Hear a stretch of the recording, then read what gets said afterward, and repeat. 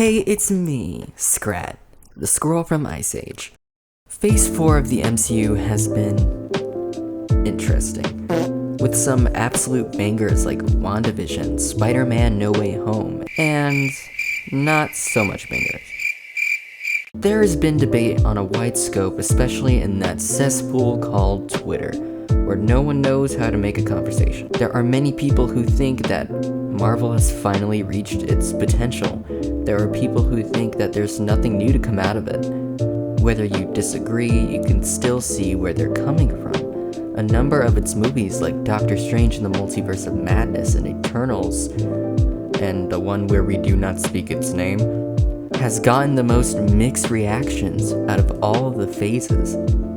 Whether or not I agree with the criticisms, which are valid in its natural right, I do think there's not enough discourse surrounding a show which is not as talked about. Yes, I am talking about Senora Marvel.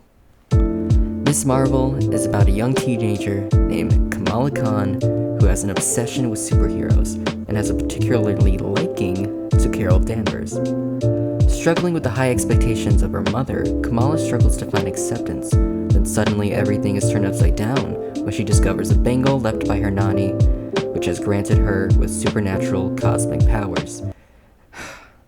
And before you angrily write, "This is woke Marvel trying to push its liberal politics on us. We do not need to have this social justice shoved down our throats." Okay. Just because a film or a show is tackling the cultural Gen Z zeitgeist of today does not make it woke or SJWE. It's just a superhero show that happens to have a Pakistani Gen Z teen as the main protagonist. Just wanted to clear the air.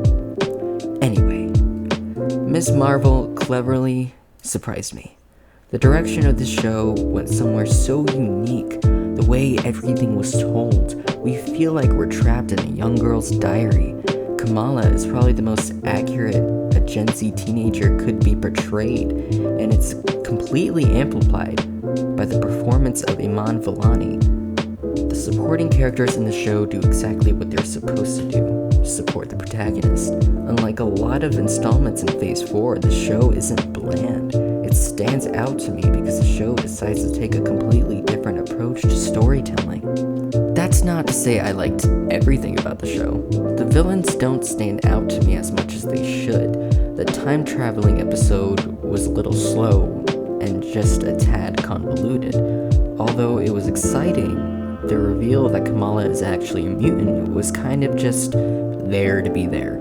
Just for Kevin Feige to be like, "Hey, look, mutant is good, right? We love mutant." It surprises me that the ratings of the show were just not as high as the other Marvel shows.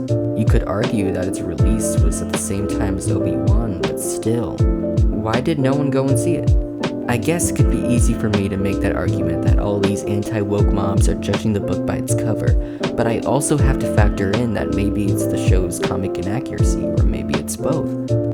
If you haven't seen it, I strongly recommend it. There may be parts where it can be a bit slow, but it's all worth it if you want something that strays off the standard MCU formula without it feeling forced. And that was my review of Ms. Marvel. If you liked the video, please give it a like, share, or dislike it if you want, or leave an angry comment. Just engage.